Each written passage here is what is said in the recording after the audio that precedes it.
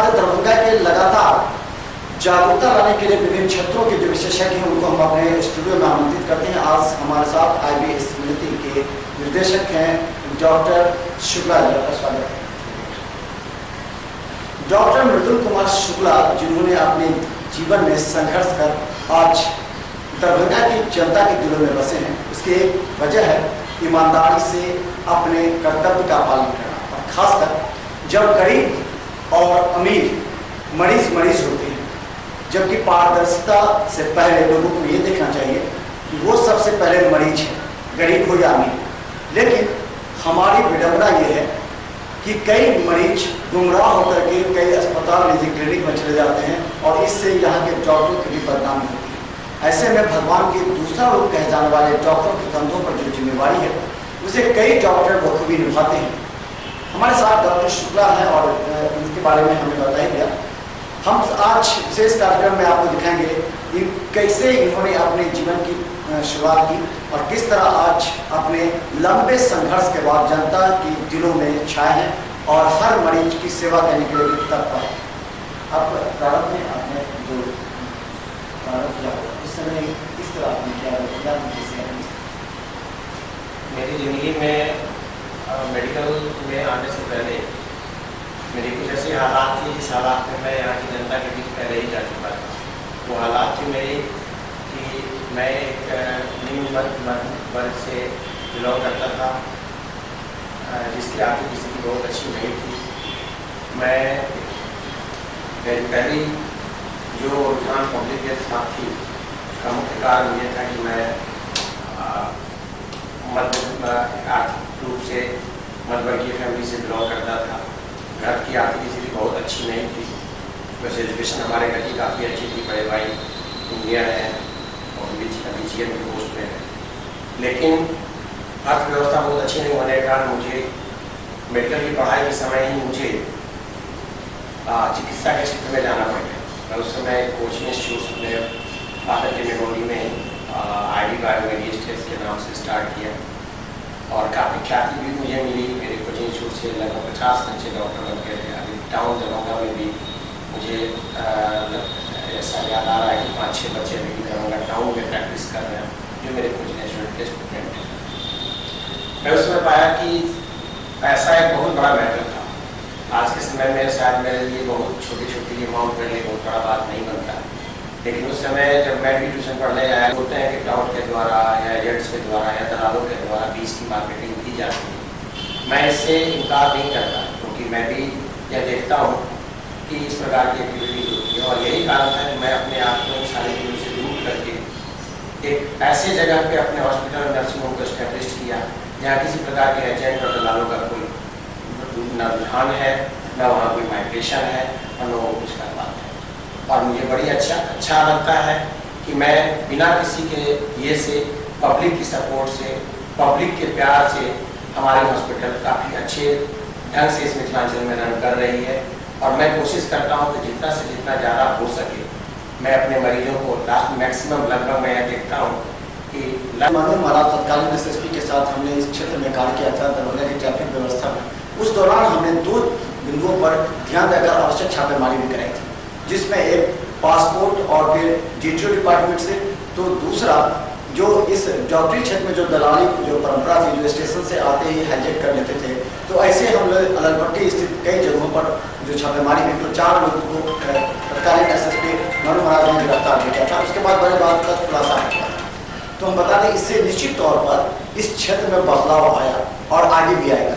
अब सवाल ये है कि डॉक्टरों की विश्वसनीयता पर जो प्रश्न चिन्ह रहते हैं, संस्थानों की विश्वसनीयता जो प्रश्न, तो वैसे कंडीशंस में पेशेंट्स को छोड़ने के बदले उन लोग को यह हो जाता है कि ठीक है हम यह जांच करा रहे हैं, जांच करा रहे हैं, पर्टिकुलर मल्टीपल जांच करा लेते हैं, फिर जो डिजीज निकलेगा उसके पास हम रेफर करते हैं। एक तो यह बातें होती है जिसे मैं गलत नहीं समझता, क्योंकि समानता आप देखते हैं बाहर भी या यहाँ के आदमी भी बाहर जाते हैं, बाहर जाने का बोलते हैं कि मुझे बड़े हॉस्पिटलों में कॉर्पोरेट में जाकर मैं अपना पूरा होल बॉडी चेकअप करा रहा हूँ। बीमारी तो उन्हें कुछ नहीं है, फिर वो चेकअप क्यों कराते हैं? सिर्फ चेकअप इसलिए कराते हैं कि बहुत सारा डिजीज ऐसा होता है जिसका एक लेटेंट फेज होता है, जिस फेज में आपको बीमारी पता नहीं चलेगा, लेकिन कुछ समय के बाद वही बीमारी आपको उभर के बाहर आएगा। तो आप तुरंत ब्लेम डॉक्टर के ऊपर करते हैं कि नहीं डॉक्टर को तो मैंने उस समय दिखाया था बट डॉक्टर ने जांच नहीं करा। उस समय लोग यह करने लगता है कि मैं किसी भी तरह से करा लेता, मेरा जांच अभी पता लगा, बहुत देर हो चुका है। बाहर भी जाएंगे तो आप होता है कि बीमारी आपको बहुत देर से पता लगा, ये तो बहुत पहले हो जाना चाहिए। तो बाहर में लोग जांच कराता है, तब उस जब बाहर गया तो उसे पता लगा ये जांच ही गलत है। तो ये संभावनाएं तो होती ही है कि कई डॉक्टर, तो दरभंगा में बहुत देखा जाता है कि नहीं एक ही डॉक्टर क्या भेजा जाता है। क्या ये ऑप्शन नहीं होना चाहिए डॉक्टर के पास कि हाँ 2 या 3 है, आप इसमें सुविधा अनुसार जितना करा सकें? ये ऑप्शन क्यों? बिल्कुल ये ऑप्शन दिया जाना चाहिए, क्योंकि जितने भी डॉक्टर यहाँ पे पैथोलॉजिकल जांच करें, मेजोरिटी ऑफ द डॉक्टर्स का यही पार्ट है, जो भी चाहे फिजिशियन हो या कार्डियोलॉजिस्ट हो या गायनेकोलॉजिस्ट हो, उनकी मेजोरिटी जो ट्रीटमेंट का पैटर्न होता है, जो प्रोटोकॉल होता है, वो बेसिकली डिपेंड करता है उनके लैब के और लैब। लेकिन आईएमए उसमें हाथ खड़ा कर लेता है, वो नहीं चाहता है कि उसके नाम आ जाए। तो आईएमए की भी तो एक दायित्व है, कमजोर जिम्मेवारी है कि कुछ संस्थानों की वजह से अपनी बदनामी ना हो, डॉक्टर की बदनामी ना हो। तो ऐसे में आईएमए क्यों नहीं आगे अगर ऐसे संस्थानों के नाम को आगे? देखिए ये गवर्नमेंट का पार्ट है, किसी भी सेंटर को खोलना या बंद करना ये गवर्नमेंट का पार्ट है। और आईएमए एक गवर्नमेंट की संस्था नहीं होती है, हम लोग की पर्सनल संस्था है जिसके तहत हम लोग अपनी बातों को एक दूसरे के सामने रख पाते हैं। तो पब्लिक स्तर पे हो या किसी का अदर प्रोफेशनल स्तर पे हो, मुझे नहीं लगता है कि आईएमए के वर्क कार्य क्षेत्र में यह कार्य आता है। इसलिए विशेष तो इसके विषय में जो आईएमए के पदाधिकारी हैं वही लोग बता पाएंगे, लेकिन मुझे नहीं लगता है कि ये कार्य क्षेत्र आईएमए का है और आईएमए इसमें एक्टिवली पार्टिसिपेट करना चाहिए। हम लोग मदद जरूर करेंगे, लेकिन चिन्हित करके यह लिस्ट देना ये सरकारी दायरे में आता है और सरकारी जो पदाधिकारी हैं वो उनका काम है कि चाहे छापा मार के हो, जैसे अभी आजकल देखते हैं कि पीसीपी एनडीटी एक्ट के तहत अनेकों जगह हमारे सिविल सर्जन साहब के द्वारा या फिर अदर पदाधिकारियों के द्वारा छापेमारी की गई, काफ़ी हड़कंप मचा, बहुत सारे सेंटर बंद हुए। तो ठीक उसी प्रकार अगर इस प्रकार के लिए पैथोलॉजी के लिए भी किया जाए, अगर डॉक्टर्स के लिए भी किया जाए, डॉक्टर की वेरिफिकेशन करी जाए, तो वैसे कंडीशन में ये हो नवजात शिशु का नहीं, एनआईसीयू का प्रॉब्लम हो, तुरंत जन्म लेने के बाद का प्रॉब्लम हो, चाहे वो किसी भी चीज़ से रिलेटेड न्यूरो का प्रॉब्लम हो, चाहे हेमेटोलॉजी का हो या किसी भी चीज़ से 18 साल तक के बच्चों को किसी प्रकार की सुविधा देने में कोई असमर्थता नहीं है। उसके बाद की व्यवस्था जो है वो जनरल सर्जरी की व्यवस्था है, जो जनरल सर्जरी और लेप्रोस्कोपिक सर्जरी की व्यवस्था मेरे हॉस्पिटल में है, जिसकी सुविधा मैं आसानी से दे सकता हूँ। 24 आवर्स की सर्विस उपलब्ध है। साथ ही साथ स्त्री रोग विशेषज्ञ के रूप में मेरी वाइफ डॉक्टर गुंजन त्रिवेदी वहाँ हैं, जो 24 आवर उपलब्ध हैं। मेरे बहुत सारे सहयोगी जूनियर डॉक्टर्स भी वहाँ पे हैं। तो हम लोग स्त्री विभाग में, प्रसूति विभाग में, पीडियाट्रिक्स के सेक्शन में, नवजात शिशु वाले सेक्शंस में और सामान्य डिजीज जैसे कि सामान्य जनरल सर्जरी हो, जनरल मेडिसिन का केस हो, माइनर ट्रॉमा का केस हो, इन्फर्टिलिटी का केस हो, इन सारे केसों में हम लोग अपनी सुविधा देने में सक्षम हैं। इसके अलावा मेरी दूसरी सेंटर जो है वो हम लोग छोटे उम्र की बायोमेडिसिन पे ज़्यादा ध्यान देते हैं, क्योंकि पब्लिक तुरंत हम लोग के पास मूव कर सकती है। छोटी गाड़ी रहने के कारण जाम की परिस्थिति जो दरभंगा की है उसमें छोटी गाड़ी को निकलना थोड़ा ज़्यादा आसान हो जाता है, तो हम लोग छोटी गाड़ियों को अगल बगल के लिए भेजना उचित समझते हैं। लेकिन वैसा कंडीशन जिस कंडीशन से हमें लगता है कि नहीं वेंटिलेटर की सुविधा उपलब्ध है, तो हम वैसे कंडीशन में अपने हॉस्पिटल से अगर किसी दुर्गम क्षेत्र में या किसी दूसरे हॉस्पिटल भेजने की जरूरत पड़ेगी तो निश्चित रूप से हम लोग वेंटिलेटर के सपोर्ट से एडवांस लाइफ सपोर्ट पैकेज का यूज करके हम लोग कार्य कर सकते हैं। तो हम बता दें, जब एक मरीज बीमार होता है या अचानक उसकी तबीयत काफ़ी गंभीर हो जाती है तो परिजन काफ़ी परेशान होते हैं। उस समय पैसा मायने नहीं रखता, उस समय मायने रखता है कि उस मरीज की जान बच जाए। और हम बता दें, अगर सही तरीके से इलाज किया जाए और आप ईमानदारी के साथ उस संबंधित विभाग के डॉक्टर के पास पहुँचते, जितना जल्दी पहुँच सकते हैं, तो आप अपने मरीज को बचा सकते हैं। और हमारा भी मिशन ये है कि दरभंगा के उन तमाम जनता को जागरूक करना कि अगर कहीं भी एक्सीडेंट होता है और आपके मरीज परेशान होते हैं, फिर कहीं भी जाते हैं और उसका इलाज नहीं पता, आप कॉल करें।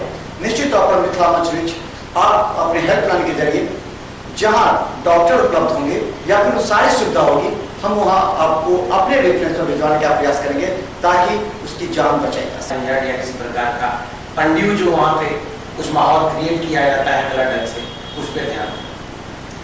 तो धन्यवाद हमारे साथ डॉक्टर मृदुल कुमार शुक्ला, जिन्होंने अपने जीवन की सारी जो प्रारंभ से उन्होंने अपने जीवन को जुझारूपन देते हुए आज इस मुकाम पर पहुंचा है और खासकर हजारों मरीजों का सफलतापूर्वक इलाज ही नहीं बल्कि उन्हें सही मार्गदर्शन भी दिया है, क्योंकि डॉक्टरों को चाहे वो सही मार्गदर्शन भी दी।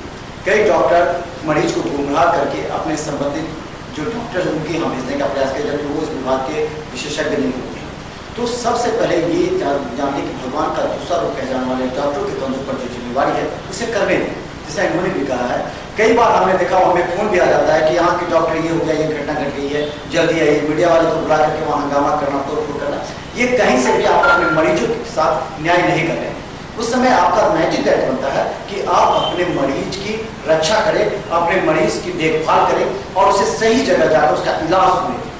क्योंकि आपकी थोड़ा सा, क्योंकि हर गुट में या ग्रुप में एक दो ऐसे व्यक्ति होते हैं जो झगड़ालू होते हैं या फिर वो ज़्यादा तनाव में रहते हैं, वो ज़्यादा अनावश्यक रूप से जो सीन क्रिएट करते हैं, जिसकी वजह से मरीज को और उनके परिजनों को ही कई बार डीएमसीएच में से हमें मरीजों को देखा कि डॉक्टर गुस्सा मरीज को बाहर निकाल देते हैं, फिर मीडिया वाले आते हैं, क्योंकि कुछ होता नहीं है, आपके मरीज को जान से हाथ धोना पड़ता है। ऐसे में जरूरत है आप मिथिला मर्सी के हेल्पलाइन पर भी कॉल करें और हम बता दें दरभंगा में लगातार डॉक्टर विशेषज्ञों को बुला करके आपको बताएंगे कि दरभंगा के मरीजों का, जहां दरभंगा में इतनी विशेषता है और व्यवस्था की गई है, ऐसे में आपके मरीज कैसे सुरक्षित रह सके।